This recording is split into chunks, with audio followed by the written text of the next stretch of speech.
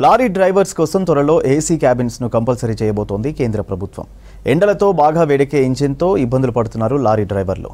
రోజులు నెలల తరబడి లారీ క్యాబిన్లో వేడి సెగతోనే డ్రైవింగ్ చేస్తూ ఉంటారు. దీంతో రోడ్డు ప్రమాదాలు కూడా పెరుగుతున్నాయని గుర్తించింది కేంద్రం. లారీ క్యాబిన్లలో ఎయిర్ కండిషన్ వసతి కల్పించాలని కేంద్రం నిర్ణయించింది. అక్టోబర్ 1వ తేదీ నుంచి ఏసీ క్యాబిన్లతో కూడిన లారీలను విక్రయించాలని కేంద్రం ఇప్పటికే నోటిఫికేషన్ జారీ చేసింది.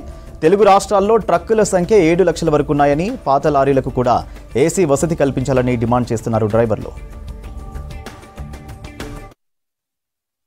ఈ ఏసీ క్యాబిన్స్ తెస్తున్నామని రుద్దే బదులు తప్పనిసరి ఎందుకది మన ఐచ్ఛికంగా ఉంటే మా ఇష్టానుసారంగా ఎవరికి ఏ అవసరం ఉంటే అది కొనుక్కుంటారు.